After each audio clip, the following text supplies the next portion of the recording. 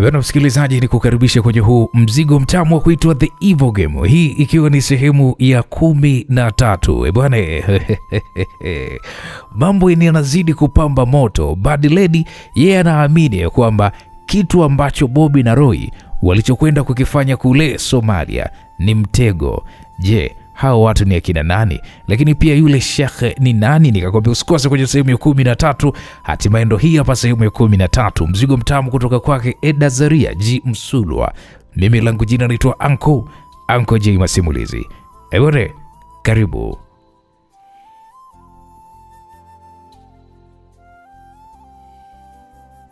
Mungu wangu. Madam, kuna nini tena? Spana, hebu nisikilize. Huu ni mtego. Ni mtego. Hebu mtafute Bobby pamoja na Roy haraka iwezekanavyo. Watafute. Naam, Bad Lady alizungumza huku mapigo ya moyo yakimwenda kasi mno. Na ndipo kijana Spana alipiga namba ya Bobby ikawa haipatikani. Alipiga namba ya Roy nayo pia ikawa haipatikani.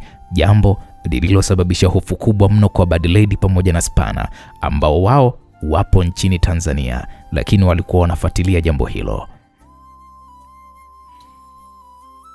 Mungu wangu, nyie. Madam, hebu niambie, kwani wale ni akina nani madam? Spana alimuuliza Bad Lady huku akimtazama Bad Lady machoni mwake. Bad Lady akasema, Spana, unatakiwa kujua kwamba hawa jamaa wanafanya kazi kwa siri mno na shirika la ujasusi nchini Marekani. Kama ndio wao wanaolinda pale, unahisi kuna nini kitakachokwenda kutokea?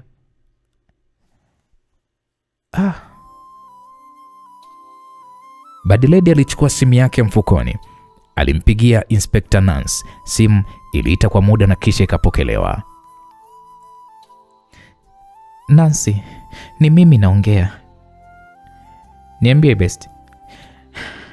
Nataka kujua kama umewasiliana na Roy. Yeah. Walinitumia message kwamba umefika salama huko Somalia. Vipi, mbona kama vile unazungumza ukiwa umejawa na wasiwasi? Kuna tatizo? Unaweza kuwapigia? Hapana. Roy alinicheki kwenye WhatsApp. Bad Lady, niambie kuna issue gani? Nancy, kwani sasa hivi uko wapi? Niko nyumbani. Basi nakuomba uje hapa sasa hivi. Nakuomba uje haraka. Okay, sawa, acheni nijiandae nakuja. Naam, Nancy alikata simu na kwa haraka alivaa suruali na t-shirt na kisha alichukua bastola yake moja anayotembea nayo kwa kujilinda. Aliondoka nyumbani kwake kwa kutumia usafiri wa gari lake na akaelekea nyumbani kwa Bobby. Naam, msikilizaji, ulinzi ulizidi kuimarishwa kwenye kituo cha kulelea yatima kinachomilikiwa na Rais Msulwa. Kila inapofika siku yake ya kuzaliwa, hata kama atakuwa yupo nje ya nchi, basi atahairisha mambo yake yote kuhakikisha kwamba siku hiyo anakuwa katika kituo hiko kusherehekea siku yake ya kuzaliwa na watoto waliopo eneo hilo. Tofauti na miaka yote anavyosherehekea siku yake ya kuzaliwa, ila kwa mwaka huu alikuwa anasherehekea kama rais wa Jamhuri ya Muungano wa Tanzania. Hivyo ulinzi na ukaguzi wa kituo kizima lilikuwa ni jambo la kawaida mno kwa Mheshimiwa Rais. Majira ya saa 4 asubuhi, msafara wa gari za rais ulifika eneo hilo, huku watoto na walezi wa kituo hicho pamoja na viongozi wa mkoa wa Tanga na wakuu wake wa wilaya, wakurugenzi na watendaji wengine wa serikali wa ngazi za juu ya mkoa wakiwa wamekusanyika katika hilo eneo. Shangwe zilizidi kuongezeka. Rais akashuka ndani ya gari huku akiwa ameongozana na mke wake pamoja na mwanae.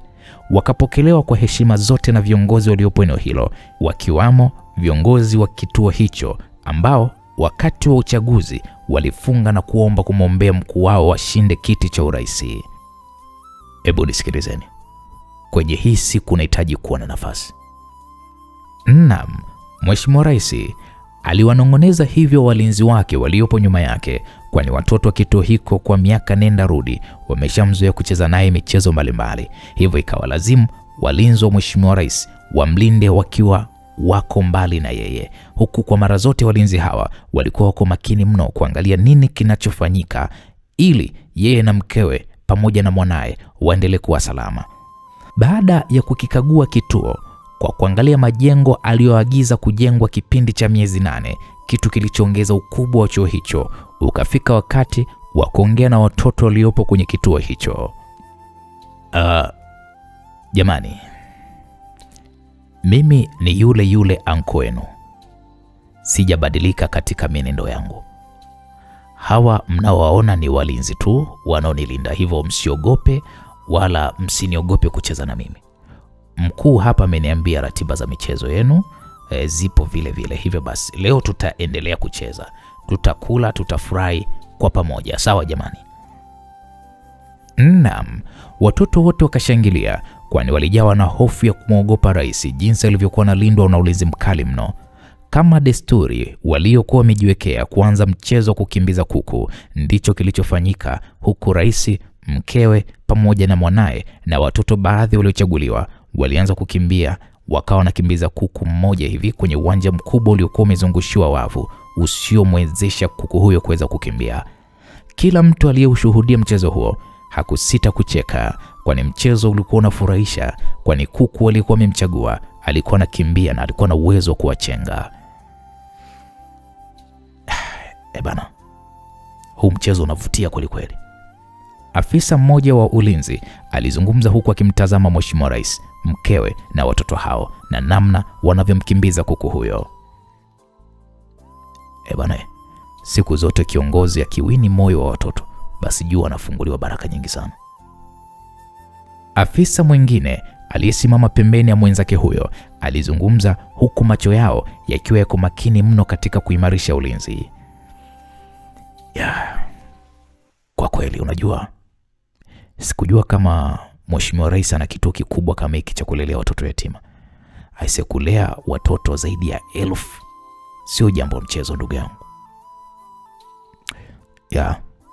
Tena kwa pesa yake mwenyewe mfukoni. Bwana, sio mchezo ndugu. Ndio hivyo. Walimsifia bosi wao huku akiendelea kutazama mchezo huo hadi mke wa rais na timu yake ya watoto walipofanikiwa kumkamata kuku huyo, kitu kilichosababisha furaha na shangwe kwa watoto hao, kwani kulikuwa kuna timu mbili za watoto, timu ya rais pamoja na timu ya mke wake. Msikilizaji, upande wa pili anaonekana Nancy amefika nyumbani kwa Bobby na moja kwa moja akaelekea kwenye eneo alipokuwa Bad Lady pamoja na Spana. Nancy alipofika, swali la kwanza kuuliza ni kwamba vipi jamani, kwema? Hapana, sio kwema kivile. Imekuwaje? Hebu tazama hawa walinzi katika eneo la maabara ambapo Roy na Bobby walienda. Ni eneo lenye ulinzi kama inavyoonekana, ila kitu nilichokuja kugundua ni kuwa hawa walinzi sio loko kama vile tulivyofikiria kwa haraka. Nancy alishtuka huku akitazama walinzi hao waliopo kwenye picha hiyo. Bad Lady akaendelea kusema, Nancy, hawa majamaa ni walinzi wenye mafunzo na nina uhakika wanafanya kazi na shirika moja la kijasusi nchini Marekani.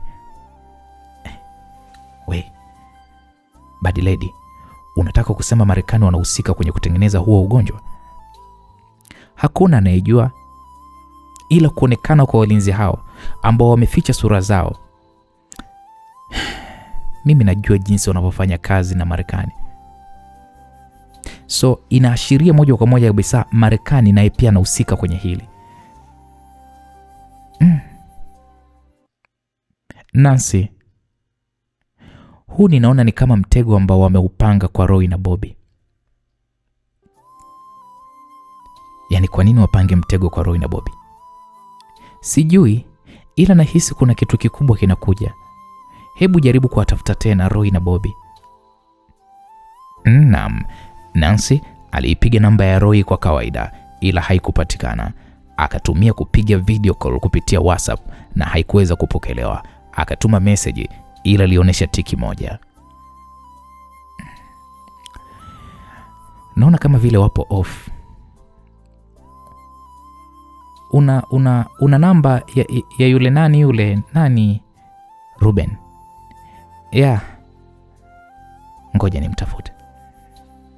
Nancy alizungumza huku akitazama namba ya Ruben kwenye simu yake, na kwa bahati nzuri akaipata. Alipiga namba hiyo na kweli ikapokelewa. Habari yako Nancy? Salama Ruben. Hivi upo eneo zuri tunaweza tukaongea? Ya, nipo Ikulu. Hujaenda na rais kule Lushoto Tanga? Hapana, kuna majukumu mengine ameniagiza nishughulikie kwenye masaa haya ambayo yeye hatakuwepo. Okay, sawa Ruben. Unaweza kuwapata Bobby na Roy? Kwa simu ya kawaida hapana, kwa sababu hapo nje ya nchi. Kuwapata kwao wale ni hadi pale watakapoweza kutupigia sisi kupitia satellite. Kwa sasa hatuwezi kuwapata. Vipi lakini Nancy, kwema kwani? Ruben aliuliza huku akisikiliza sauti ya Nancy jinsi ilivyokuwa imejawa na wasiwasi. Bad Lady akaichukua ile simu ya Nancy na kisha akaongea yeye kwa kusema, Ruben, ni mimi naongea. Ndio Bad Lady, nakusikia. Nahisi kwenye hii operation kuna tatizo. Hebu ngoja kwanza. Hii line tunayoongea ipo secured? Hapana. Okay, nipigieni na namba ambayo iko secured. Hatuwezi kuongea hivyo vitu kwenye line za kawaida tu kama hizi. Nancy alikata simu na tayari huyu Dogo Spana alishapiga simu kupitia line ambayo mazungumzo yake hayawezi kurekodiwa na mtandao wowote wa simu, huku ikiwa kwa mfumo wa video call. Ruben alinyanyuka kwenye kiti alichokuwa amekalia, akaufunga mlango wake wa ofisi kwa ndani, akarudi kwenye kiti chake cha kuzunguka, akakaa. Hebu niambie, ninawasikiliza. Hebu naomba ufungue kwenye zile picha mlizotutumia. Ruben akafungua laptop yake, akafungua picha za kipelelezi walizokuwa wametumiwa. Kwenye picha ya juu inayoonyesha ulinzi katika jengo la maabara, umeiona? Ndio, nimeiona. Hao watu wanaolinda hapo, mimi nimewagundua. Ni watu wanaofanya kazi na shirika moja la kijasusi nchini Marekani. Marekani? Ndio Ruben. Kwa nini Marekani hajihusishe kwenye skendo mbaya kama hii? Ruben, sisi hatujui, ila nina imani kuna swala wanalitaka nchini Somalia na Afrika kwa ujumla. Hivyo kutuma watu wawili kwenye hiyo maabara ni sawa na kuwasukumia kwenye shimo la nyoka wakubwa wakiwa hawana silaha zinazoweza kuwawezesha wao kupambana. Hapo Ruben alishusha pumzi huku akimtazama Bad Lady aliyekuwa anaonyesha kujawa na wasiwasi mwingi mno. Hebu nisikilize Bad Lady. Lakini informa wetu wametuthibitishia juu ya upelelezi uliofanyika, hivyo nikondoe wasiwasi Bad Lady. Hilo swala litakwenda vyema kabisa na hakuna kibaya chochote kitakachotokea. Nilikuwa naomba basi waongezewe watu kwenye hii operation yao. Sikiliza Bad Lady, inaonekana una wasiwasi mkubwa sana. Mimi nimefanya kazi na Bobby, nimefanya kazi pamoja na Roy kwa miaka mingi sana kabla sijawa mtu wa pembeni wa rais. Na mimi nilikuwa kwenye timu yao na nilikuwa kiongozi wao. Tulikuwa watatu. Naamini nyinyi hilo hamlitambui. Hivyo natambua uwezo wao wale jamaa. Sio kama makomando wa kawaida. Wanaweza kunusa hatari na kukabiliana na hatari hata ya kushtukiza. Hivyo uwe tuna amani Bad Lady. Naam, maneno ya Ruben yakawashangaza wote hapa ndani. Bad Lady aliyetimua mbio kuelekea kwenye sinki la kunawia mikono.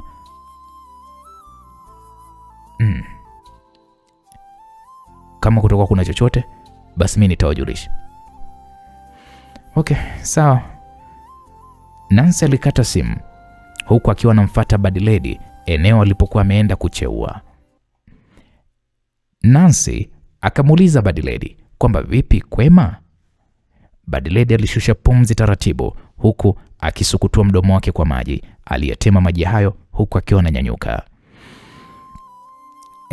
Ni kwema.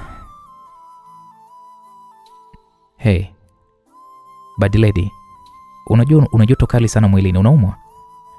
Nancy alizungumza huku akimshika kwenye paji la uso Bad Lady kwa kutumia kiganja. Hapana, niko sawa, usijali. No, lazima nijali best yangu. Hebu acha nimpigie daktari aje. No, nitakunywa tu painkiller. Hebu niangalie. Nancy alizungumza huku akimtazama Bad Lady usoni mwake, na taratibu Nancy alitabasamu. Nancy, unatabasamu nini? Kiukweli Bobby anajua. Anajua nini? Nisikilize Bad Lady. Mimi ni mpelelezi, hivyo kumjua mwanamke mwenye mimba changa ni moja ya mafunzo tuliyopitia. Hebu niache bana, ndicho ambacho nakiwaza. Bad Lady alizungumza kwa kudeka huku akitembea mpaka kwenye sofa na kisha kajilaza. Nisikilize Bad Lady. Ukiwa kwenye hali kama hiyo, usijiweke kwenye hali ya wasiwasi. Utajiumiza wewe mwenyewe. Sawa? Na chaje kuwa na wasiwasi Nancy, ikiwa baba wa mtoto ataniacha kwenye hali kama hii? No, usiseme hivyo. Kikubwa tuwaombee. Na naamini, najua huu ulimwengu wewe umeishi. Kila mmoja ameishi. Na kila mmoja huwa anapambana na huu ulimwengu. Na kama wao wanajua jukumu hilo la kupambana na kuhakikisha wanarudi, basi wewe akili yako iondoe kwenye hayo mawazo. Naam, Nancy alizungumza huku akishika kiganja cha mkono wa kulia wa Bad Lady huku akiwa amekaa pembeni ya sofa hilo. Nisikilize Bad Lady. Nakuomba uwe na amani. Ukijipa mawazo mengi, unaweza kukatarisha mimba na ikatoka. Nancy, nashindwa kujizuia kutokuwa na mawazo. Hebu jikaze. Naamini unaweza, jikaze Bad Lady. Nancy alimfariji Bad Lady huku akimtazama usoni mwake. Ilimchukua Nancy dakika 40 mpaka Bad Lady akakaa sawa. Naam, msikilizaji, tuhame huko, tuhamie upande wa pili. Tunapata kumwona Bobby akizungumza, akisema, aise, hawa jamaa wapo wengi. Bobby alizungumza huku akishusha darubini iliyopo mkononi mwake, huku akitazama idadi ya walinzi kwenye hiyo maabara. Mnachosema ni kweli kabisa. Majamaa wapo wengi. Ila mimi mwenyewe nitashiriki kwenye hiyo operation. Hapo Bobby na Roy wakamtazama shekhe huyo. Roy akasema, mzee wangu, sisi ni watu wa kupita tu mzee wangu. Endapo utabainika, jua kabisa utajipotezea haki yako ya kuishi hapa Somalia, kwa maana hatujui wanafanya kazi na viongozi gani. Kamwe kabisa hawataweza kujua. Mzee wetu, kivipi? Mbona unajihakikishia sana hilo? Nitakuwa hapa kwenye hiki kilima na bunduki ya udunguaji. Hivyo ukikaa kwa hapa unaliona jengo zima la maabara. Hivyo nitawasaidia kuwadungua kila watakaokuwa hatarini kwenu. Mzee wangu, tunatarajia iwe hivyo. Wala msijali vijana. Inaonekana tayari damu zenu zimeshawachemka. Sana tu mzee wangu. Ila tunahitaji mavazi kama ya kwao.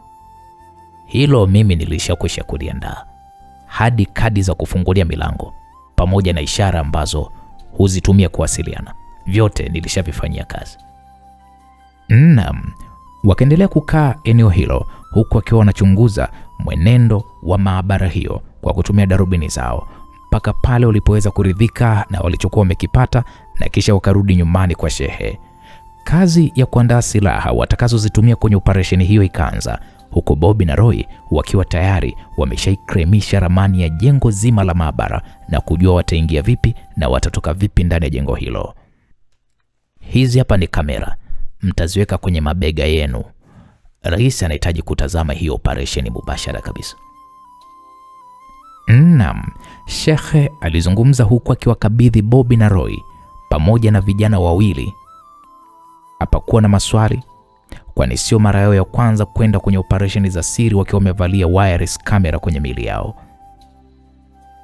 Mzee, operation itaanza muda gani? Itaanza saa 4 usiku. Naamini tutakuwa eneo la tukio. Tuna masaa 6 kufika muda wa operation, hivyo mnaweza kupata muda wa kupumzika. Tunashukuru mzee wetu, Roy alijibu. Baada ya maandalizi ya kila kitu wanachokwenda kukifanya saa 4 usiku, Roy akaelekea eneo lenye bustani kubwa ya maua, huku kukiwa kuna swimming pool. Alikaa kwenye moja ya kiti cha mapumziko. Bobby akamfuata huku akiwa ameshika chupa 2 za bia mkononi mwake. Alimkabidhi Roy chupa moja na kisha alijilaza kwenye kiti kilichopo pembeni. Bobby akasema, "Oe Roy, hivyo hawa watu wewe unawaamini?" Bobby aliuliza huku akipiga fumba la bia. "Kiukweli siwezi kuwaamini," Roy alijibu huku akimtazama shekhe aliyekuwa amesimama gorofani eneo la mapumzikoni akiwatizama. Upande wa shekhe naye pia akawaambia wale vijana wake, "Ebu nye kweni makini na wajamaa." Shekhe alizungumza huku akiwa anawatazama Bobby na Roy. Vijana wa shekhe wakamwambia, "Sawa mkuu, tuko nao makini." Inaonekana wakina Roy hawamwamini huyu shekhe na hata shekhe mwenyewe hawaamini wakina Roy. Vijana wawili wa shekhe waliokuwa wamesimama mlangoni wakamwambia mkuu, "Tutakuwa nao wale vijana sako tubako." Kisha wakarudi ndani. Sasa huku upande wa Roy akamwambia Bobby, "Wewe Bobby, yule mzee alikuwa anatuchora." Roy alizungumza mara baada ya shekhe huyo kuonekana kurudi ndani. Bobby akasema, "Ndio. Na huyu mzee kama ana ajenda tofauti na hii waliotuitia, aisee hawana bahati, kwa sababu tutakuwa tumeshawashtukia." Ya, ni kweli kabisa. Naam, Roy na Bobby waliendelea kunywa taratibu huku akipunga upepo mwanana unaotokea eneo la makazi hayo yaliyopo pembezoni mwa bahari. Bobby aliuliza swali, "Hivi Roy, umewasiliana na wale wanawake zetu kule Tanzania?" "Hapana mwanangu. Afu tupo kwenye operation ya kufa ama kupona. Mimi naona tusiwavuruge tu kwa sasa. Acha tukamilishe kwanza majukumu yetu na kisha ndo tuwatafute." Ya, wazo zuri pia, mna noma. Naam, wakautumia muda wa mapumziko kufanya vitu wanavyovipenda, ikiwamo kuogelea kwenye swimming pool hii iliyopo nyumbani kwa huyu shekhe. Majira ya saa 2 za usiku wakaondoka nyumbani kwa shekhe wakiwa wana gari 2 tofauti, huku gari moja akiwa amepanda shekhe ambaye alikuwa anaelekea eneo atakalokaa kwa ajili ya kuwadungua walinzi waliopo kwenye hiyo maabara. Bobby na vijana hao wa Kisomali wakafika eneo la mita 300 kutoka ilipo maabara hiyo. Wakalificha gari mistuni, wakaanza kutembea kwa miguu huku wakiwa katika tahadhari kubwa mno hadi wakafika mita 100 lilipo jengo la ghorofa 3 la maabara hiyo. Bobby akasema saa 3 na dakika 20. Bobby alizungumza hivyo huku akiwa amepiga goti moja chini, huku mkononi mwake akiwa ameshika bunduki iliyofungwa kiwambo cha kuzuia sauti. Kila mmoja alijibanza kwenye mti wake wakitazama hiyo maabara waliokuwa wanataka kuivamia, maabara ambayo ilikuwa imezungukwa na vilima, maabara ambayo ilikuwa imezungukwa na walinzi wa kutosha. Naam.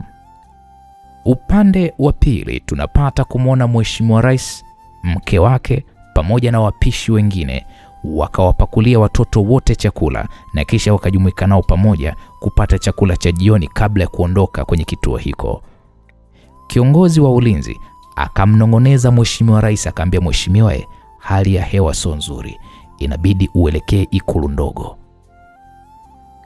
Kiongozi wa ulinzi alimnong'oneza hivyo rais mezani alipokuwa amekaa. Mheshimiwa Rais akasema, "Leo inabidi tulale Dar es Salaam." Yule mlinzi akamwambia, "Ila mheshimiwa, nje kuna mvua kubwa sana, tena mvua yenye upepo mkali, na nimejaribu kuwasiliana na watu wa hali ya hewa, wameshauri kwamba sio salama kupanda helikopta kwa sababu hali ya mvua ni kubwa mno, upepo ni mkali sana, ukungu upo ni mwingi mno, kwa hiyo ni hatari mheshimiwa. Na ndio maana nimesema leo nahitaji nirudi Dar es Salaam saa 5 usiku, niwe Ikulu ya Dar es Salaam. Kuna operation inabidi niende nikaishuhudie. Wewe kwa nini unalazimisha nilale huko?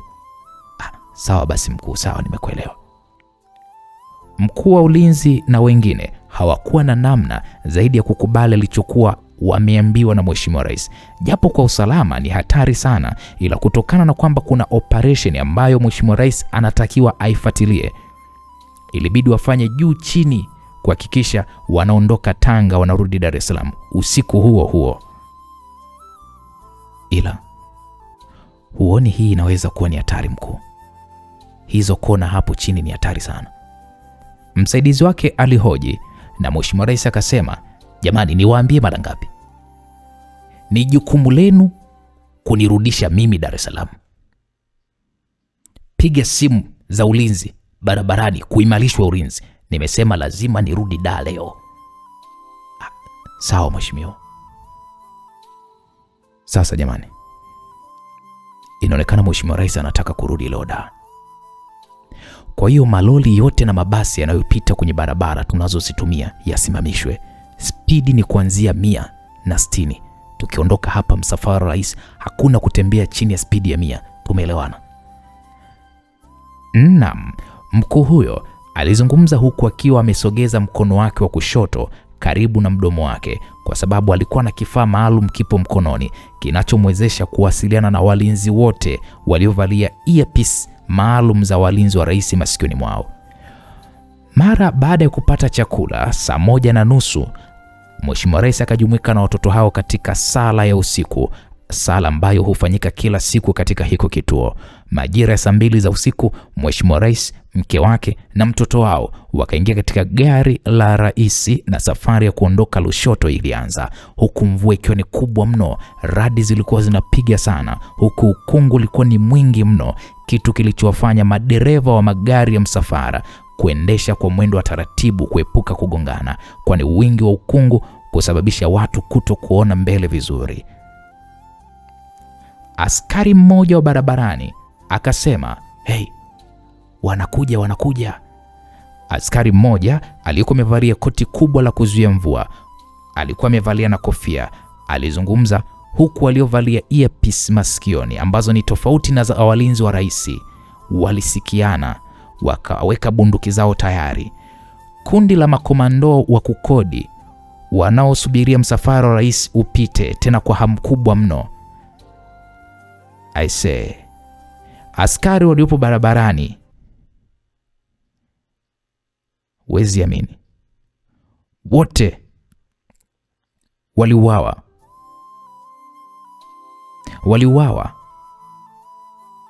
Na hiki kikundi maalum kikaenda kuvaa yale mavazi ya maaskari wa barabarani, wakajipanga vizuri, wakaonekana kama wao ni maaskari, na wengine walikaa juu ya vilima wakiusubiri huu msafara wa rais. Kwa hata huyu askari wa barabarani aliyekuwa anazungumza kwamba jamani wanakuja, alionekana kama ni askari, lakini hakuwa ni askari, ila maaskari wenyewe walishauliwa, wakawekwa pembeni, watu wakavaa yale magwanda ya maaskari. Sasa kiongozi mkuu wa msafara wa rais akazungumza, akijua anazungumza na askari wa polisi wa barabarani ya kwamba jamani, ndo tunaingia kwenye kona za Soni, hapo kuna usalama, msafara unakuja. Huyu askari wa barabarani akaitikia akasema, mkuu, njoeni, usalama upo. Kumbe bwana, huyu wa barabarani sio askari, alikuwa ni komando wa kukodi. Alijibu kauli hiyo akiwa anatoa amri ya kwamba msafara wa rais uendelee kufanyaje? Uendelee kusogea. Kwa hiyo msafara wa gari za rais ulizidi kusonga mbele kwa mwendo wa taratibu, kwa sababu ukungu ulikuwa ni mwingi na kulikuwa kuna vihatarishi vya usalama. Hivyo endapo wangesema wakimbie kwa spidi kubwa, wangeweza kupata ajali na mwisho wa siku wangeenda kuzama kwenye makorongo makubwa yaliyopo pembezoni mwa kona hizi za Soni. Kwa mwendo ukawa ni mdogo. Msikilizaji, tukihama upande wa pili, tunapata kuona sauti ya shekhe ilisikika kwenye earpiece walizokuwa wamezivaa Roy pamoja na wenzake. Shekhe alisema, jamani vijana, zimebaki dakika 5. Kamera na umeme upo off hadi generator liweze kuwaka. Linachukua dakika 5. Kwa mna dakika 5 tu za kufanya hiyo operation. Sauti hiyo iliposikika masikioni mwao, kila mmoja akavaa miwani inayomwezesha kuona usiku tena kwenye giza totoro. Wakina Roy na kina Bobby wakakata fence ya kuingilia katika jengo la maabara, huku wakiua baadhi ya walinzi wa eneo hilo kwa bunduki zao zilizokuwa zimefungwa viwambo vya kuzuia sauti. Huku Shekhe alikuwa amejificha kirimani, alikuwa akiwadungua walinzi hao mmoja mmoja. Ilikuwa ni kimya kimya, kama mission ilivyokuwa imepangwa, na ndivyo jinsi ilivyokuwa inaenda. Kama walivyopanga misheni hii na kulisoma jengo hilo kabla ya kufika hapo, basi wakina Roy, wakina Bobby wakatawanyika, huku vijana wa Shekhe jukumu lao kubwa lilikuwa ni kutegesha mabomu kwenye jengo hilo la maabara yatakayoripuka baada ya dakika 10, huku wakitoboa tairi za magari yote yaliyopo eneo hilo na kuyategeshea mabomu. Bobby na Roy wakaingia ndani ya hilo jengo, huku wakiendelea kuwaua walinzi waliokuwa wanakutana nao kwenye korido. Bobby na Roy wakafika eneo la maabara yenyewe iliyokuwa imezungukwa na vioo vigumu. Wakaona madaktari waliokuwa wanawahitaji wakiwa na wafanyakazi wengine. Wakafungua mlango kuingia kwenye eneo hilo, na Bobby akaingia na Roy akabaki nje kuimarisha ulinzi. Daktari mmoja akazungumza, jamani, hamruhusiwi kuja kuingia huku. Roy akamjibu daktari huyo kwa kumpiga risasi ya kichwa kwa kutumia bastola. Daktari alianguka chini, jambo lilozua taharuki kwa madaktari wenzake. Usitue. Madaktari hao 7, wakiwamo madaktari 2 waliokuja kwa jukumu la kuwaua, walizungumza huku wakiwa wamejikusanya kwenye kona moja. Roy akaangalia maiti za watu zilizopo kwenye vyumba vidogo vya vioo, na kisha akasema, ni ugonjwa gani mnautengeneza? Roy alipouliza hilo swali, Bobby akamwambia, oya Roy, hatujaje hapa kuwaoji, maliza kazi iliyotuleta, tuna dakika 2, tuna sekunde 30. Daktari mwenye asili ya Kihindi akasema, ugonjwa huu ni ugonjwa wa kuua watu weusi. Mmeshakamilisha chanjo yake? Bado.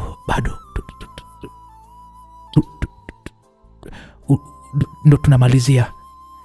Nani mwingine anafahamu juu ya mbinu ya kutengeneza ugonjwa? Ni sisi tu humu ndani. Usitue, wanatulazimisha kufanya yote haya. Daktari huyo wa Kihindi alikuwa akizungumza huku chozi likimtoka. Roy akauliza, ni nani anayewalazimisha nyinyi mfanye haya?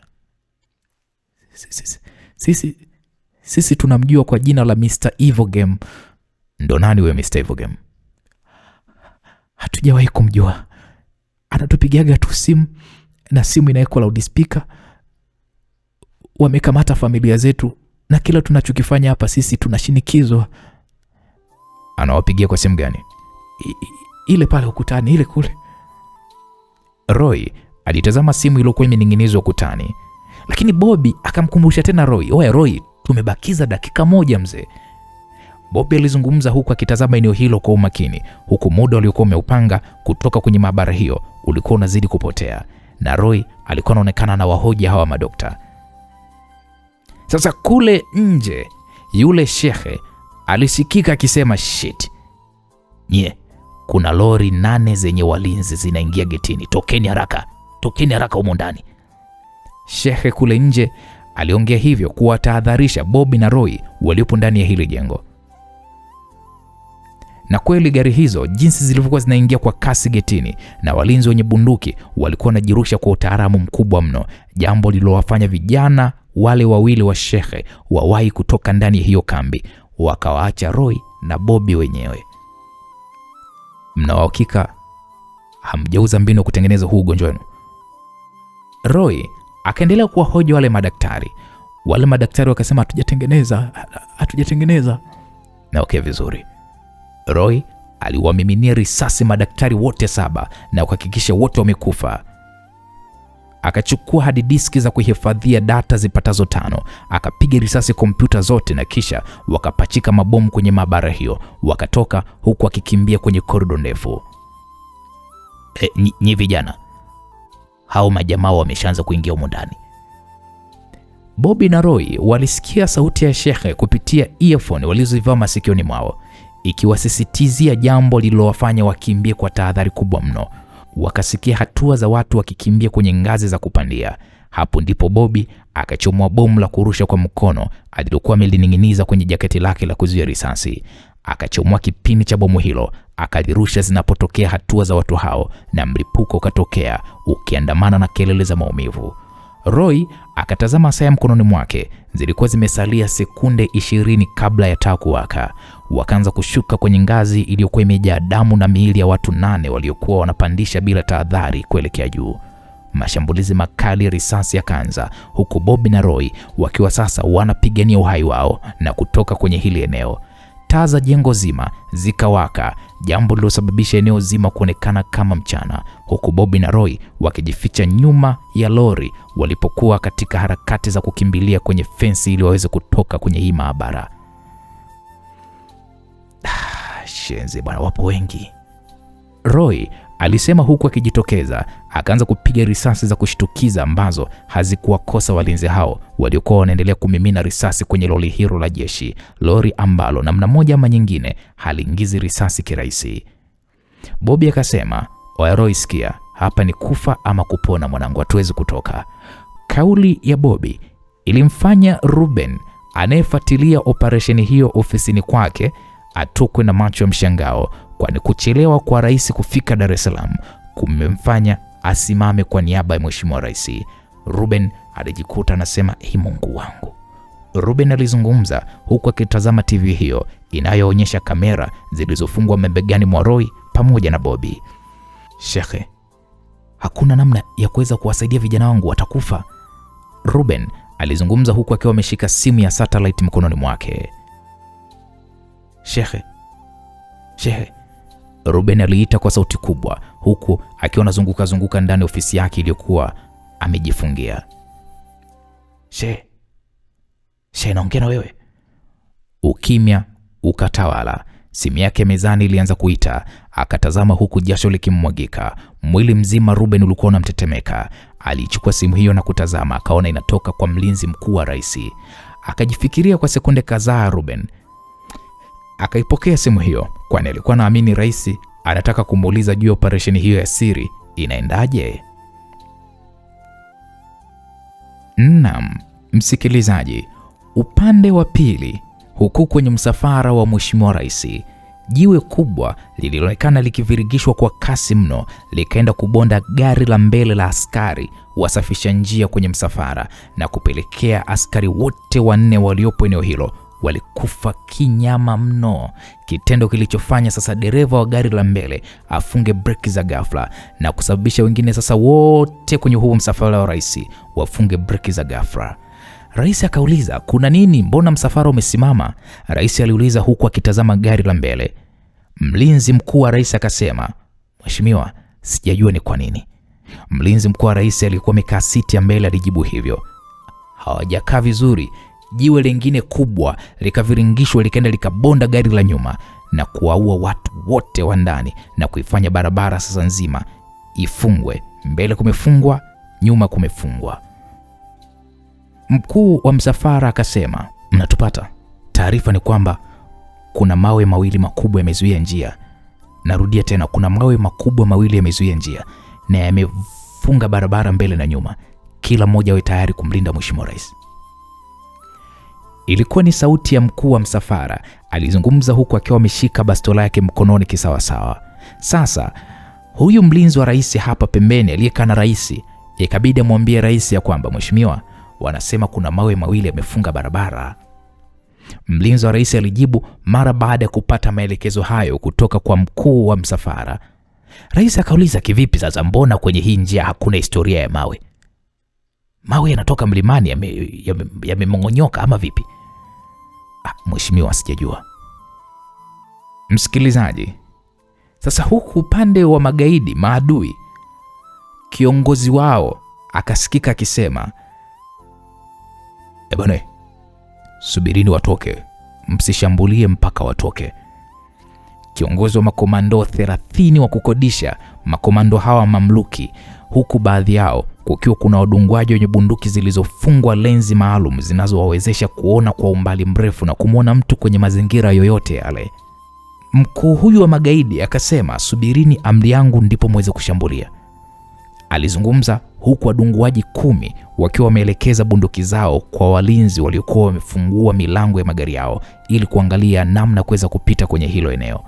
Sasa mlinzi wa rais akamwambia mheshimiwa kwamba, mheshimiwa, usiwe na shaka, vijana wanaangalia namna kuweza kupita. Rais akamtazama mwanae aliyekuwa amelala siti ya nyuma, akamtazama mke wake, taratibu alimshika kiganja cha mkono huku akiwa na kiminyaminya. Akamwambia, mme wangu, kuwa na amani. Mke wa rais alizungumza huku akimtazama mumewe machoni. Mlinzi mmoja alizungumza kwa kusema, mkuu, jiwe ni kubwa sana, hivyo tunahitaji kuwasiliana na wenzetu kutoka Mombo kuja kulivuta ili njia iweze kufunguka. Mlinzi mmoja alizungumza mara baada ya kukagua jiwe lililokuwa limebonda barabara ya mbele. Kiongozi wa msafara ilibidi ahoji kwamba vipi, kuna madhara? Ndiyo mkuu, askari wa gari ya mbele wote wamekufa. Come on, shit. Mkuu, hata gari ya nyuma nao pia wote wamekufa, wamebondwa na hilo jiwe. Come on. Hapo mkuu wa msafara alionekana kulalamika huku akishusha pumzi. Sasa huyu mkuu wa msafara akauliza kwamba vipi, kuna uwezekano wa kuyapasua kwa baruti? Ndiyo mkuu, ila sasa mvua na upepo huu, baruti itawakaje mkuu? Sasa wakati mazungumzo yakiwa yanaendelea, mwanajeshi mmoja alionekana kuwasanua wenzie ya kwamba, jamani, bomu hilo lilikuwa ni bomu la kurushwa kwa mkono. Mwanajeshi huyu alizungumza kwa sauti kubwa huku akitazama mabomu ya RPG yalivyokuwa yanawajia kwa kasi mno, na hapakuwa hata na aliyepata nafasi ya kuweza kujirusha kwa sababu tayari mabomu kama 20 yaliyokuwa yamelenga gari zilizopo kwenye msafara huo yalilipuka na kusababisha pale kuweweseka kwa rais pamoja na watu walionao ndani ya gari, kwani gari hizo zilikuwa zinaendelea kushambuliwa vibaya sana na watu wakawa wanaendelea kufa waliopo kwenye msafara wa mheshimiwa rais. Mvua ya risasi ilizidi kuwashukia walinzi wa rais. Rais akasema, mpigieni Ruben alete msaada wa haraka mno. Rais alizungumza huku akitetemeka, huku gari walilokuwa wamepanda likizidi kushambuliwa kwa risasi ambazo haziwezi kuingia ndani. Mlinzi namba 1 wa rais akatoa simu yake mfukoni, akampigia Ruben. Simu ya Ruben ikaita na kisha ikapokelewa. Ruben alipokea, alijua kwamba mheshimiwa rais anataka kujua nini kinaendelea kwa kina Bobby na Roy. Kwa alipokea kikawaida tu kwamba, halo mheshimiwa rais. Ruben alipopokea hivyo akasikika akiambiwa ya kwamba tunahitaji msaada wa haraka sana, tumevamiwa kwenye kona za Soni. Narudia tena, tumevamiwa na tunashambuliwa, rais yupo kwenye hatari. Narudia, rais yupo kwenye hatari, tunaomba msaada wa haraka sana. Hapo Ruben macho yalimtoka huku akihisi kuchanganyikiwa, kwani taarifa hiyo ilikuwa ni mbaya sana. Ruben kwa haraka ilibidi ampigie simu mkuu wa majeshi, akamwambia, Code Red, rais amevamiwa maeneo ya Son, unahitajika msaada wa haraka sana na pin location. Ruben alizungumza na kisha akakata simu, akatuma eneo alipokuwa rais, kwani yeye ndiye alikuwa na uwezo wa kuweza kujua ni wapi rais alipo kutokana na chipu ndogo rais alionayo mwilini mwake. Makomando baada ya kuhakikisha walinzi na watu wote waliopo kwenye msafara wa rais wameuawa, wale makomando ambao ni maadui wakashuka kwenye ile milima, huku kwa kasi walishuka kwa kutumia kamba wakilisogelea gari la mheshimiwa rais ambaye amebaki na mlinzi wake mkuu tu, amebaki na dereva tu kwenye hilo gari, amebaki na mke wake na mwanae. Yaani kwa kifupi wapo kama 5 hivi, na yeye mwenyewe rais ambaye alikuwa amekaa kwenye hiyo gari. Komando mmoja akategesha bomu mbele ya kioo cha gari la rais, akasogea pembeni. Dereva kwa haraka akaminya button inayotenganisha siti ya mbele na siti ya nyuma ya rais na familia yake, na endapo bomu likilipuka rais na familia yake watakuwa salama. Bomu likachangua kioo hicho kigumu ambacho walishakishambulia kwa risasi nyingi sana kabla ya hapo. Mlinzi wa rais na dereva Wote sura na miili yao ilikuwa imechanguliwa na mlipuko wa bomu hilo gumu. Sasa basi, akasikika mke wa rais akisema, mume wangu, tunafanyaje? Mke wa rais alizungumza huku akilia kwa uoga, kwani hawajui ni nini kinachokwenda kutokea. Makomando hao waliokuwa wamejiandaa kwa kazi hiyo wakatumia mashine maalum ya kukatia vyuma kuanza kukata kioo hichi kilichokuwa kimetenganisha mbele na nyuma. Rais macho yalimtoka mara baada ya kuona kioo hicho kigumu kikianza kuingiza mashine hiyo inayokata hilo eneo. Baada ya kupatikana uwazi mdogo katika kioo hicho, wakadumbukiza bomu la machozi. Hapo ndipo moshi mwingi ulianza kusambaa ndani ya gari hiyo. Kukohoa kwa mke wake na mwanae kukamfanya Mheshimiwa Rais akose uvumilivu. Alijikuta kiminya batani maalum, batani ya rais iliyopo chini ya siti yake inayowezesha milango ya nyuma ya gari hiyo kufunguka, na bila kuminya batani hiyo milango hiyo haiwezi kufunguka. Makomando hao wakafungua milango kwa haraka, wakamtoa rais, wakamtoa mke wake, wakamtoa na mwanae. Rais akasema, nichukueni mimi, iacheni familia yangu. Rais kabla hajamaliza sentensi yake, sindano ilitua shingoni mwake. Akashuhudia mke wake na mwanae nao pia wakichomwa sindano hizo za usingizi na wakalala fofofo. Makomando hao kwa kasi wakawabeba mabegani rais na familia yake, na kwa kutumia kamba hizo wakarudi juu ya vilima walipokuwa wametokea. Wakatoweka eneo hilo kwa njia ya siri sana ya mapango ambayo kwa miaka mingi ya ukoloni ilikuwa inatumiwa na watu waliokuwa wanapambana na wakoloni. Wakalisogeza jiwe kubwa linalofunga njia hiyo ya pangoni na wakazidi kutokomea ndani ya mlima huo. Dakika 15 helikopta za jeshi zikafika eneo hilo, huku makomando wakishuka kwenye helikopta 8 kwa kutumia kamba. Jukumu walilopewa ni kuhakikisha ya kuwa wanamkomboa Mheshimiwa Rais, ila walichokutana nacho kila mmoja alistajabisha. Miili ya wenzao wengine waliokuwa kwenye msafara ilikuwa imetapakaa kwa kuuliwa. Komando mmoja akasema, gari la rais lipo wazi, rais, mke wake na mwanae hawapo. Tumekagua eneo zima, hakuna mwili wa rais wala familia yake. Komando mmoja alijibu kwa mkuu wake mara baada ya kufanya upekuzi wa haraka kwenye miili yao. Mkuu wa kikosi hicho cha makomando alishika bomu la machozi alilolikuta siti ya nyuma alipokuwa Mheshimiwa Rais, lililokuwa limeisha moshi wake. Rais ametekwa. Narudia tena, rais ametekwa. Tawanyikeni, nataka milima yote izingirwe kila sehemu. Mbwa watumike haraka haraka. Helikopta zote ziendeshe doria na ziwashe tochi kwenye hiyo milima haraka iwezekanavyo. Kiongozi wa makomando alizungumza huku akishusha pumzi nyingi mno. Makomando wenye mbwa wakanusisha mbwa vitambaa walivyokuwa wamevikuta siti ya nyuma vilivyokuwa vimetumiwa na rais pamoja na mkewe, na msako wa kumtafuta rais ukaanza, huku idadi ya wanajeshi wengine ilikuwa imeongezwa eneo hilo. Msikilizaji, upande wa pili, Ruben akahisi kote lilikuwa melivaa mwilini mwake limekuwa ni zito mno. Macho yalikuwa yamemtoka kwa mshangao, huku akiwa hajui ni wapi pa kuanzia. Ripoti aliyokuwa ameipata kutoka kwa mkuu wa majeshi ilikuwa imemfanya baki mdomo wazi. Shit. Hii ni magazini yangu ya mwisho. Bado anakuja. Ruben alisikia sauti ya Roy kwa mbali kutoka kwenye dimbwi zito la mawazo pamoja na bumbuazi lilokuwa limempiga. Msikilizaji, huku kwenye operation ya Bobby na Roy walizidi kupambana na kundi kubwa la walinzi katika maabara hiyo. Kwa haraka, Ruben ilibidi aingie kwenye frequencies zinazomwezesha yeye kuwasiliana na Bobby na Roy kupitia satellite. Ruben akasema, Bobby, Roy. Roy akaitikia akamwambia Ruben. Akaambia ndio, Ruben hapa naongea. Ruben alikuwa na babaika. Sasa Roy akasema, oya Ruben, huyu shehe wako yuko wapi? Mbona hatusaidii? Vijana wake mbona hatuwaoni? Na hapa tumeishiwa risasi, tunahitaji msaada wa haraka sana, tunahitaji msaada.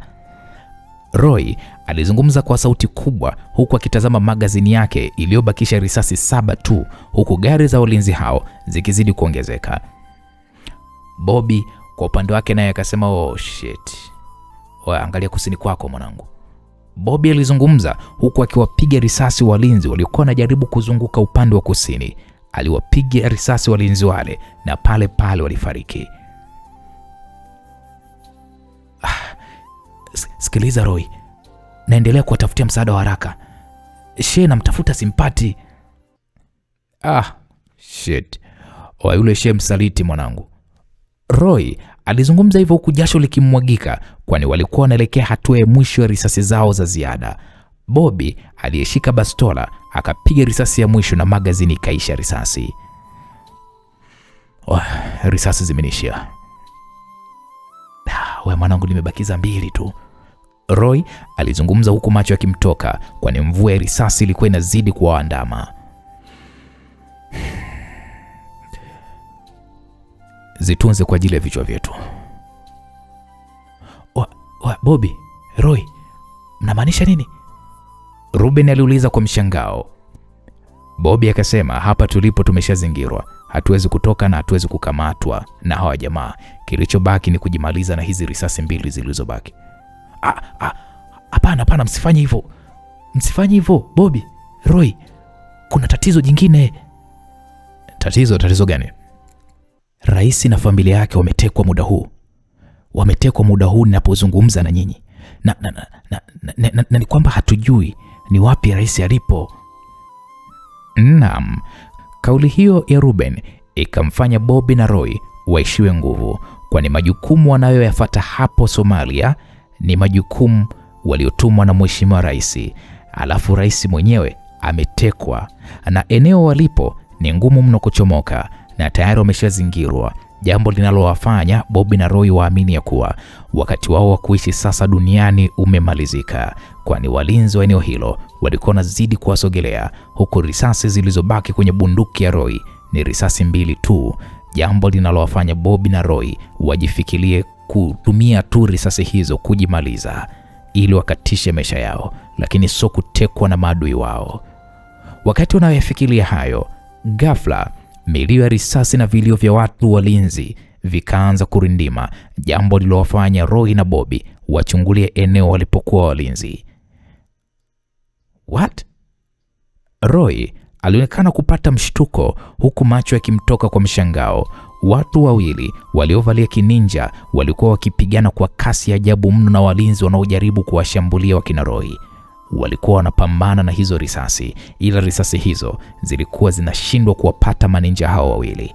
Bobby na Roy wakawa wanajiuliza, wale ni akina nani? Mbona kama vile wanatugia msaada sisi? Bobby, hebu angalia kule, angalia. Roy alimshtua mwenzie Bobby ambaye naye akawa anachungulia hilo tukio.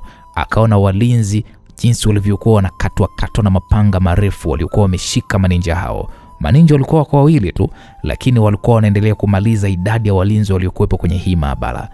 Bobby akasema, wale ni kina nani? Nini kinachoendelea?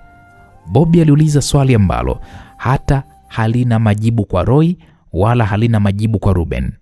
Roy akasema, tusepe mwanangu, tusepe, huu msaada umekuja, tusepe. Roy alizungumza huku akitazama kundi la walinzi linavyozidi kuteketea. Hapakuwa na muda wa kupoteza, wakabatika kupata bunduki 2 aina ya AK-47 za walinzi hao waliokuwa wanazidi kuuliwa. Wakatoka katika eneo walilokuwa wameingilia, eneo la uzio wa fence, huku wakiacha maninja hao wakimalizia walinzi hao. Roy akatazama saa yake mkononi, ilikuwa inaonyesha zimesalia sekunde 10 kabla ya mabomu walikuwa yametega kwenye hilo jengo kwenye maabara yaanze kulipuka. Kila mmoja akajibanza kwenye mti mkubwa. Mlipuko mkubwa ulitokea. Mlipuko ulioandamana na upepo mkali mno na kupelekea eneo zima la ardhi hii kutikisika, huku jengo hili likaporomoka na kuanguka. Bobby na Roy wakatulia eneo hilo, huku akiwa wanasikilizia mtetemeko wa ardhi ukimalizikia, kwani mabomu walikuwa wameyatega pamoja na kemikali zilizokuwa kwenye maabara hiyo zilikuwa zimesababisha mlipuko mkubwa sana. Roy akasema, Bobby, tusepe mwanangu. Roy alizungumza huku wakinyanyuka walipokuwa wamechuchumaa. Wakakimbia mpaka eneo walipokuwa wameliacha gari. Kitu kilichowashangaza ni kutokulikuta gari. Come on. Nilijua tu wajinga watafanya hivi mwanangu. Roy alilalama. Mingurume ya pikipiki 2 ikawafanya wazishike bunduki zao vizuri, wakazitazama pikipiki hizo zikiwafuata. Waendesha pikipiki hao wakazisimamisha, wakavua helmet nyeusi walizokuwa wamezivaa. mnahitaji usafiri? Bobby na Roy walibaki midomo wazi, kwani wale maninja waliokuwa wamewaacha wakipigana na walinzi kule kwenye maabara ndio waliokuwa wamesimama mbele yao kwa sasa wakiwa na pikipiki. Bobby ilibidi waulize, nyinyi akina nani? Bobby alizungumza huku akishusha bunduki yake chini, kwani watu hao walikuwa wanaonyesha ya kuwa sio wabaya kwao. Sisi ni wakombozi wenu. Tunaelekea Mogadishu kwa sasa. Naamini itakuwa ni jambo jema endapo mtahitaji kuweza kuondoka Somalia usiku huu kabla mjakamatwa. Naam, ninja wa kiume aliendelea kuzungumza na hapakuwa na haja ya kuweza kujishauri. Wakapanda katika pikipiki hizo zinazoendeshwa na ninja wa kiume na wa kike na wakaondoka eneo hilo. Wakafika kwenye uwanja wa ndege na wakashangaa wakiingia katika geti la nyuma ya uwanja. Wakawalipa wanajeshi wanaolinda uwanja huo na pikipiki zikaruhusiwa kuweza kuingia ndani ya uwanja. Wakaziendesha mpaka eneo walipokuwa wamekuta ndege binafsi, yani private jet. Ninja akasema, itakuwa ni vyema mkiambatana na sisi. Ninja alizungumza huku akimtazama Bobby na Roy. Roy akasema, mnatupeleka wapi? Tunaelekea Tanzania. Bobby na Roy walitazamana, wakakubali kuandamana na maninja hao kuingia ndani ya ndege na wakakaa kwenye siti zilizomo ndani ya ndege hiyo. Ninja ambaye ni mwanaume, maski yake akaitoa na akafuatiwa na ninja wa kike, naye akavua maski yake. Ninja wa kike akaweka faili mbili kwenye meza inayotazamana na Bobby na Roy. Akasema, tumepata taarifa zenu na mission mliokuwa mmeiendea. Kazi nzuri. Ninja wa kike alizungumza huku akifunga mkanda katika siti yake, na taratibu ndege ilianza kuondoka uwanjani hapo. Bobby na Roy kila mmoja alichukua faili lenye jina lake na kuanza kulipitia ndani. Walijikuta kila mmoja kishusha pumzi, kwani taarifa zao zote zipo eneo hilo, huku picha za matukio mbalimbali yakiwa ndani ya faili hilo, na hata walipokuwa Afrika Kusini kwa mapumziko pasipo kujua kuwa wanafuatiliwa, nazo picha zimo ndani ya mafaili. Bobby ilibidi waulize hawa maninja, ninyi ni akina nani? Mbona mnaonekana mnatufuatilia na mnajua kila kitu ambacho sisi tunakifanya? Bobby aliuliza huku akifunga faili lake, lakini hakujibiwa chochote, huku ndege hiyo ikiwa imeanza kupakwa kasi mno. Ikakaa sawa hewani na kumfanya ninja mwanaume kuufungua mkanda wake. Yule ninja wa kiume akasema, siku zote tumekuwa tunapenda kufanya kazi na watu ambao ni sahihi. Ninja mwanaume alizungumza huku akisimama. Alichukua chupa ya whisky akarudi alipokuwa amekaa, akiwa yuko na glasi ndogo 4 na kuziweka pale juu ya meza. Alimimina whisky hiyo, akawapa kila mtu glasi yake. Akaanza kunywa yeye na kisha akakunja 4 huku akiwatazama Bobby na Roy waliokuwa wamekaa katika siti wanazo tazamana nao.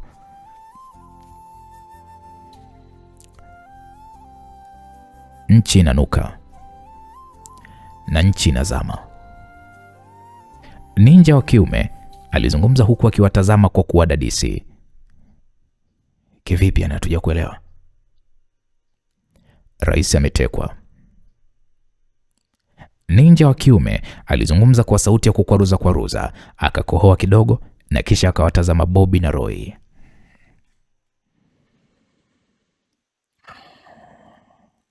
Mlitia jitihada kubwa sana katika kusaidia mabomu makubwa kupatikana, jambo ambalo ni la kizalendo sana.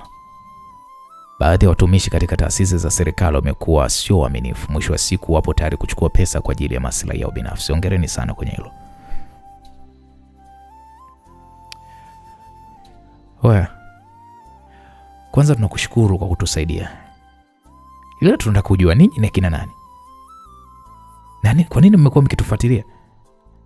Swali la Roy likawafanya maninja hao watazamane.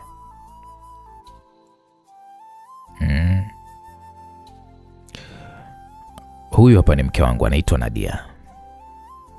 Na mimi naitwa Ryan. Kama mtakuwa ni watu mnaofuatilia masuala ya nchi yenu kwenye upande wa usalama, naamini mmewahi kutusikia. Hivi ndo mlikuwa pamoja na makamu wa rais aliyepita, Madam Monica? Ndio. Kumbe. Hongereni sana kwa kazi kubwa mlioifanya. Kwa kweli, kwa mimi nilitamani sana kupata sifa kama za kwako Ryan. Ila kila mmoja kusema lo kweli ana uwezo wake, ila mwanangu ulikuwa noma sana. Mnachopaswa kuweza kukifahamu kwa sasa, tupo katikati ya vita ambayo inahitaji kuweza kupambana kwa akili na ufahamu kubwa sana. Sijui mnanielewa? Ya, tunakuelewa. Kwa masaa haya machache kabla ya kufika nchini Tanzania, hebu hakikisheni mnapumzika, kwani tuna kazi kubwa sana mbeleni.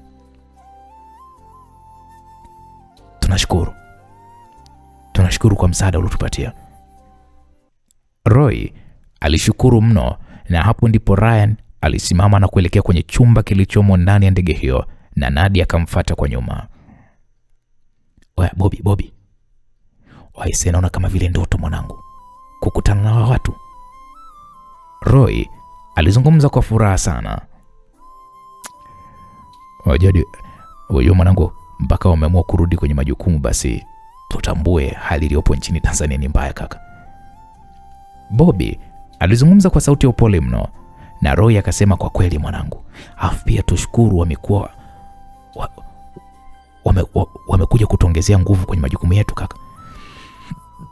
Ya, ni kweli. Naam, kutokana na wana masaa mawili ya kuwa angani, hivyo kila mmoja kaona ni wakati sahihi wa kupumzika, kwani kulikuwa kuna kazi nzito mno mbele yao.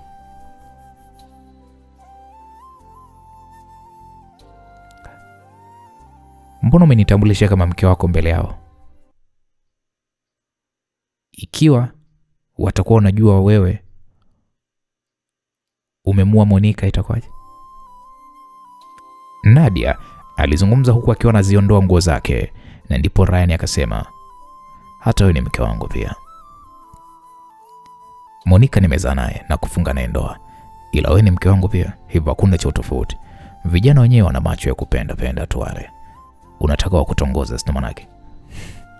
Huo wivu sasa. Na achaje kuwa na wivu. Naam, Ryan alizungumza huku akimvuta Nadia karibu naye na kuanza pale kumtomasa. Bwana, mimi nina jasho, acha nikaoge. Wakaingia katika bafu lilomo ndani ya chumba hicho, wakafungua maji na taratibu wakazama katika dimbwi zito la mahaba. Naam, msikilizaji. Upande mwingine, ujumbe ulionekana kuingia kwenye simu ya Nancy na alijikuta akiusoma kwa kushtuka. Alisimama huku akiwa anashusha pumzi. Bad Lady ilibidi amuulize Nancy, "Ni nini? Mbona umeshtuka?" Hamna." "Nancy, ongea tu. Nini kimetokea?" "Nisikilize Bad Lady. Hii ni taarifa ya kujiandaa kwa lolote lile." Hapo Spana na Bad Lady wakatazamana. Bad Lady akasema, "Nancy, usiniambie ni kuhusiana na Bobby na Roy." "Hapana, sio Bobby na Roy. Hii ni amri ya kiaskari. Hivyo acheni tu mimi niwakimbie, nitawajulisha nini kitakachoweza kuendelea." Nancy alitoka nje huku akiwa anakimbia. Aliingia ndani ya gari lake na kuondoka kwa mwendo wa kasi mno kuelekea makao makuu ya polisi. Kutokana na kwamba ni usiku, foleni haikuwa kubwa. Alifika makao makuu ya polisi na moja kwa moja akauliza kwamba IGP yuko wapi. Nancy alimuuliza hivyo. "Nahitaji kuonana naye." Nancy alizungumza huku akishusha pumzi. Akaambiwa dakika moja. Mlinzi wa IGP alimjibu Nancy na kisha aliingia ndani ya ofisi ya IGP. Akampigia saluti IGP na kisha akamwambia IGP, "Nancy yuko nje." IGP akasema muite tu aingie. IGP alizungumza hivyo huku akiwa amesimama.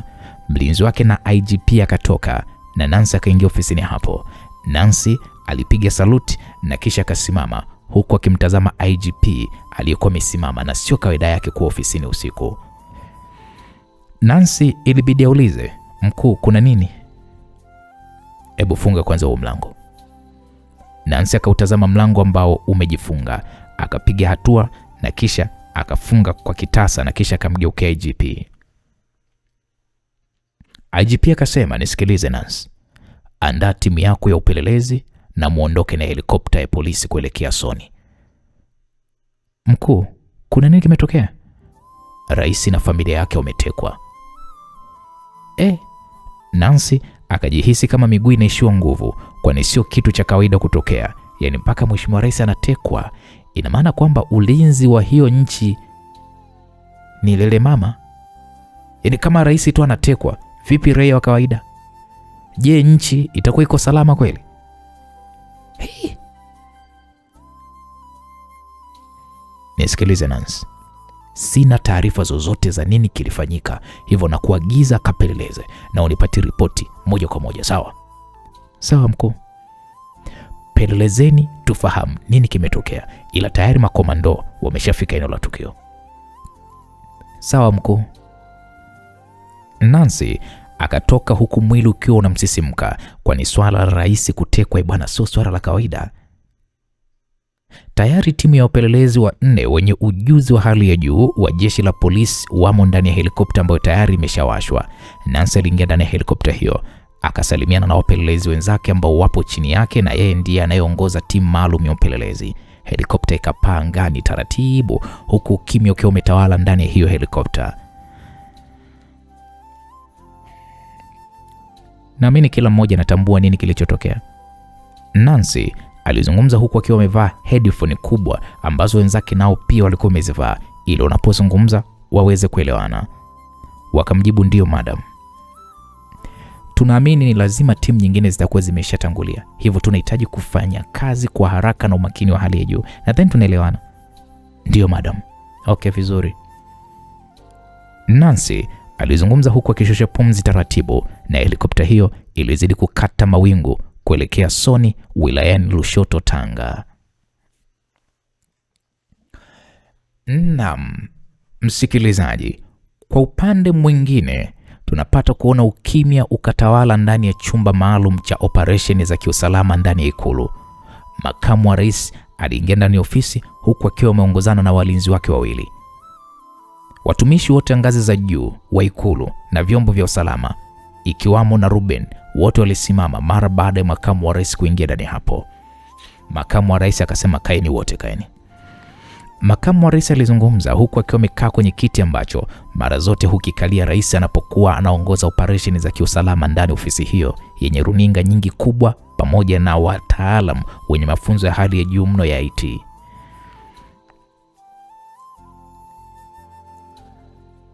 Mheshimiwa Makamu wa Rais, hizi ni video zilizonaswa na kamera za mbele zilizomo kwenye magari ya msafara, na hadi sasa hivi wanaendelea kumsaka rais.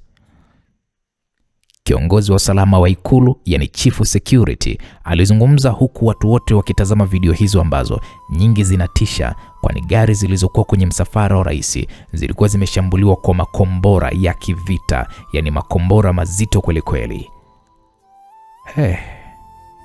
Yani inaonekana watu walioshambulia hawakuwa watu wadogo. Mpaka yeye mwenye makamu wa rais akasema, Mungu wangu. Makamu wa rais alihamaki jinsi matukio yalivyokuwa yametokea, huku kamera iliyokuwa imefungwa mbele kwenye gari la rais ikionyesha namna jinsi watu walivyouawa na watu hao walivyojipanga kisawasawa. Makamu wa rais akasema, kwa nini hatukuliona hili mapema jamani? Kwa nini hatukuliona hili? Makamu wa rais aliuliza huku akikuna kichwa chake. Wakuu wote wa majeshi na wengine waliomo ndani hapo kwenye hiki kikao walikaa kimya, kwa sababu ni uzembe mkubwa mno uliokuwa umetokea na kusababisha rais na watu wake wote waliokuwa wameongozana nao kuingia kwenye mdomo wa mamba. Kweli msafara rais unatekwa, watu wote wanapoteza maisha. Haiwezekani jamani, haiwezekani. Rais ambaye ana ulinzi mkali kama yeye kweli anapatwa na tukio kama hili? Inawezekana ndani yetu humu kuna watu waliohusika na kuna watu wameivujisha mwenendo mzima wa safari rais. Mtu hawezi kupata ujasiri wa kwenda kuvamia msafara rais namna hiyo kirahisi. Haiwezekani. Kuna watu humu ndani wanatugeuka. Makamu wa rais alizungumza kwa msisitizo sana. Mkuu wa kitengo cha X yuko wapi? Naam mkuu, niko hapa. Nahitaji watu wote waliokuwa wanafahamu kuhusiana na safari hii ya rais wahojiwe na tuweze kupata kujua ni nani amehusika. Naamini ndani ya taasisi yako kuna kitengo kinahusika kuhusiana na safari zote za kufuatilia mwenendo wa rais. Nahitaji wahusika wote wawekwe chini ya ulinzi, tujue nini kilichotokea. Sawa? Sawa mheshimiwa. Makamu, samani, nataka kuongea. Naam, hapo CDF naye alizungumza. Ndiyo jenerali, zungumza. Inaonyesha, ripoti za awali zinaonyesha kuwa kulikuwa kuna mvua kubwa sana. It means kulikuwa kuna hali mbaya ya hewa. Imepelekea hili tukio kuwa rahisi sana kutendeka kwa watu waliofanya hili tukio, kwa sababu gari za msafara rahisi hazikuweza kwenda kwa mwendo ule unaopaswa kwenda ukilinganisha na siku zote, na ilikuwa ni usiku. Mheshimiwa, sitaki kupishana na maamuzi yako, ila mimi nashauri tunapaswa kufanya kazi huku upelelezi ukifanyika kwenye hicho kitengo cha Secret Service kinachomlinda Mheshimiwa Rais. Uzuri Chief Security hapa anayesimamia kitengo hiko kinachomlinda rais, naye tupo naye hapa kwenye kikao. Tunataka kujua kama hali ya hewa ilikuwa mbaya, mvua ilikuwa ni kubwa, radi ilikuwa ni kubwa, kwa nini walikubali msafara rais uondoke Tanga katika mazingira kama hayo? Kwa sababu Tanga kuna ikulu ndogo. Kwa nini hawakulala na kupumzika? Kwa nini walilazimisha msafara uwe usiku? Naam, hapo CDF alizungumza huku akimtazama kiongozi mkuu wa usalama wa ikulu. Sasa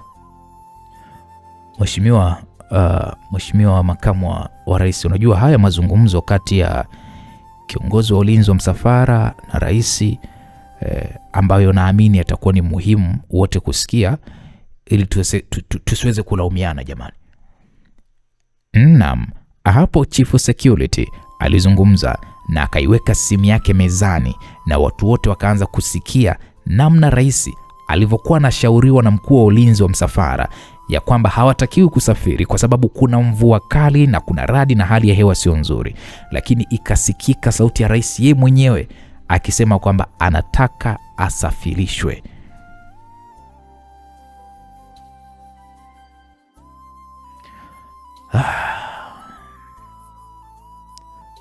Jamani, ndo kama mnavyoona, yeye mwenyewe Mheshimiwa Rais alionyesha kwamba ana majukumu yake angekuja kuyafanya ikulu, hivyo alilazimisha kuondoka Lushoto na kurudi Dar es Salaam. Hivyo kwa hali ya hewa ilikuwa ni hatari, na tulimshauri rais kama mnavyosikia haya mazungumzo. Chief Security alizungumza kwa kujitetea, na hapo ndipo makamu wa rais akauliza, hivi kwa nini wewe hukua katika hiyo safari? Eti wewe chief, wewe kwani hukua kwenye hiyo safari?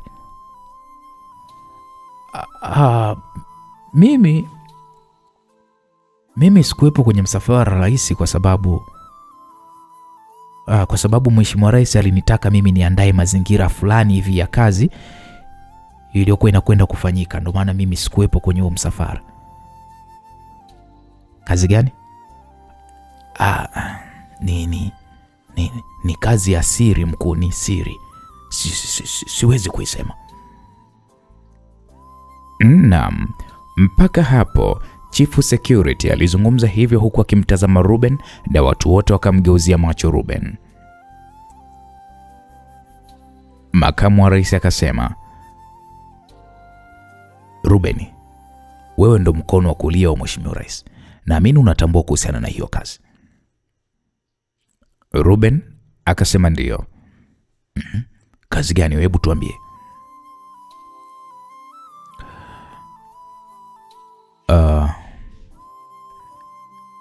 Samahani Mheshimiwa makamu wa rais,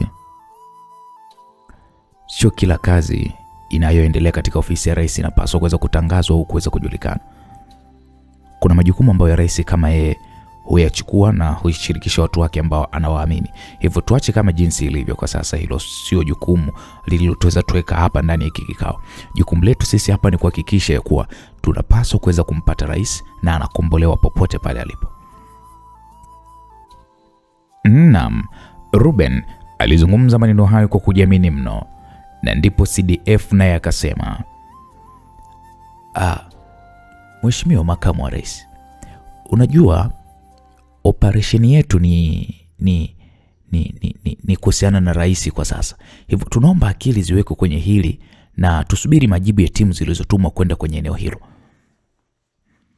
CDF alizungumza mara baada ya kumwona makamu wa rais anawatoa kwenye lengo lililokuwa limewakutanisha hapo.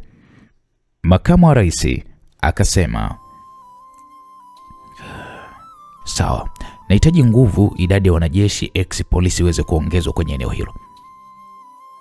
Makamu wa rais alizungumza na kisha alimpa ishara mlinzi wake wa kike na kisha akamsogelea na kumnong'oneza, hebu nilete kahawa nichanganyie na ile kitu yangu ile. Sawa mkuu. Mlinzi huyo wa kike aliondoka na hakuna aliyesikia ni kitu gani makamu wa rais alichokuwa na kihitaji. Naam, msikilizaji, upande wa pili tunapata kumwona Spana akiwa na guna. Bad Lady akamuuliza, unaguna nini Spana? Madam, nimenasa frequency za askari. Hili linalosikika hivi ni la kweli ama? Spana alizungumza huku akivua earphone alizokuwa amezivaa, akaunganisha na sauti aliyokuwa anaisikia kwenye earphone na speaker. Sauti ilisikika, askari wa kiume akisema, nipeni majibu, kuna chochote kinachoonyesha ni wapi rais alipo? Over, over. Bad Lady akauliza, Spana, kwani hizi ni radio call za polisi? Kitu kama hicho madam. Signal yake inatokea wapi kwani? Ngoja kwa tuangalie. Spana alizungumza huku akiminya button za laptop yake na kisha akasema, madam, hizi frequencies zinatokea Sony Lushoto. Sony Lushoto? Ndio madam. Unajua rais leo alikuwa anasherehekea birthday yake huko Lushoto. Kwa unataka kusema ya kuwa Bad Lady alizungumza huku macho yakimtoka kwamba kwa maana hiyo rais ni ametekwa.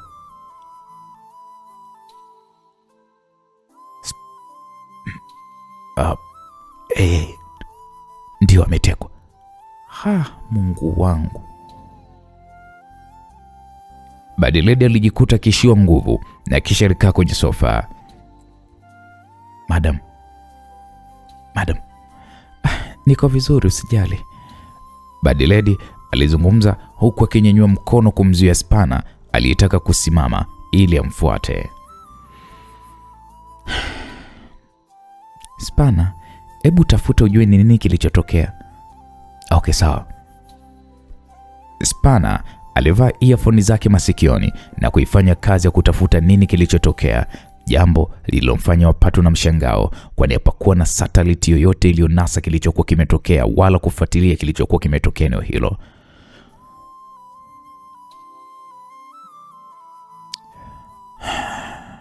Madam, hii sio ya kawaida. Kuna nini kwani? Spana alivaa earphone zake huku Bad Lady akijikongoja na kukaa katika kiti cha pembeni na Spana. Spana akasema, madam, hili tukio sio la kawaida. Kwa nini unasema hivyo? Madam, unajua eneo zima satellite hazikufanya kazi. Ikiwa rais anapotembea na msafara wake, kuna gari maalum huwa linatambua hatari zinazokwenda kutokea zaidi ya kilomita 1 mbele. Na hata kama kuna mipango yote mibaya, basi gari hilo hukata kabisa mawasiliano ya maadui. Ila sasa imekuwa tofauti madam. Yaani msafara haukutambua kama kuna hatari yoyote na kuja kutokea mbele yao. Kwa hiyo Spana, unamaanisha kwamba kuna mchezo umefanyika? Madam, hili swala la rais kutekwa limeanzia kukatwa kwa mawasiliano ya satellite, kitu kilichopelekea watu wake wa msafara kutokuona hatari iliyopo mbele yao kabisa. Na hata hilo gari na vifaa vinavyomlinda rais kwenye msafara wake havikuweza kabisa kufanya kazi.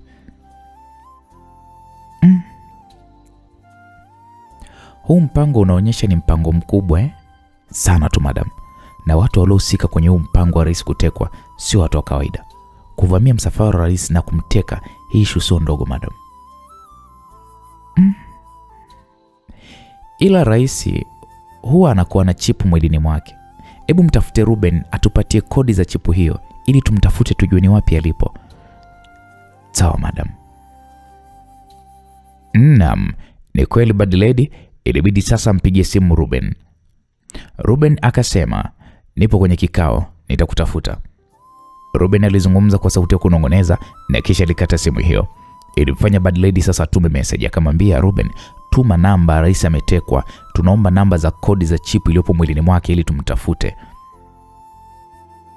Bad lady mara baada ya kuirudia kuisoma message hiyo, aliituma na akaona imeshapokelewa na kusomwa.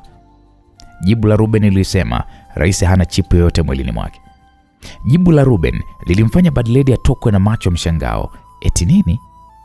Hana chipu mwilini mwake?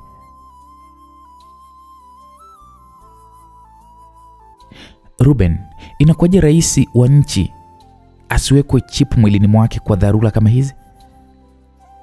Kwa nini nani kawaambia kwamba rais katekwa?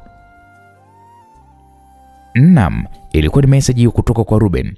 Iliingia kwenye simu ya bad lady akimuuliza bad lady nani kawapa taarifa kwamba rais katekwa. Bad lady akasema tumesikia moja ya radio call iliyopo eneo la tukio wakimtafuta rais. Sasa hapo Spana ilibidi muulize bad lady, kwani huyo Ruben anasemaje? Ndipo bad lady akasema, Spana, Ruben anatuuliza nani katuambia kuhusu issue ya rais kutekwa. Bad lady alimjibu Spana, huku ujumbe mwingine ukaingia kutoka kwa Ruben. Ujumbe huo ulisema, tafuteni hili swala kimya kimya na msiseme kwa mtu aina yoyote, ni hatari kwa usalama wetu, kwani hampaswi kuweza kujulikana kama mnahusika na mahusiano na rais, kwani hali kwa sasa jinsi inavyokwenda inakuwa mbaya wakati wowote ule. Hivyo subirini mpaka nitakapoweza kuwajulisha, na mkipata chochote msisite kunifahamisha.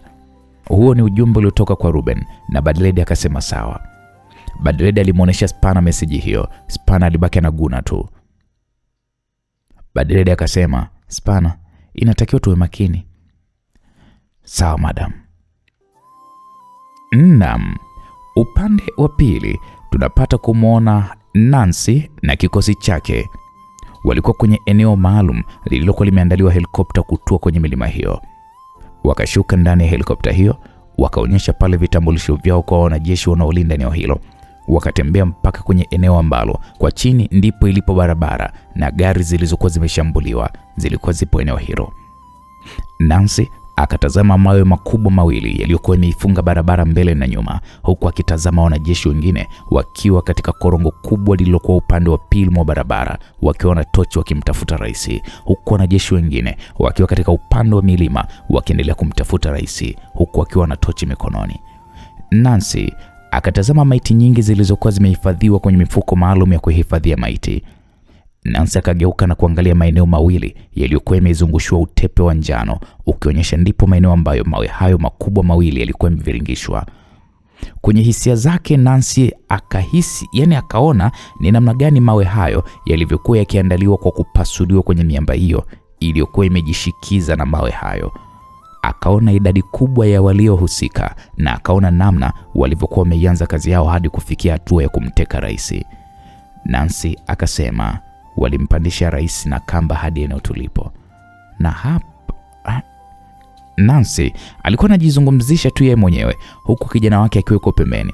Nancy alianza kutembea kwa mwendo haraka huku akizifuata hisia zake za kipelelezi zinavyomuongoza, kwani ukiwa kama askari mpelelezi mwenye mafunzo ya hali ya juu, huwa mara nyingi wanafunzwa kuliona tukio kwenye ufahamu wao wa ubongo jinsi lilivyotendeka kwenye eneo la tukio, na siku zote huamini kile unachokiona kwenye ufahamu wao wa akili.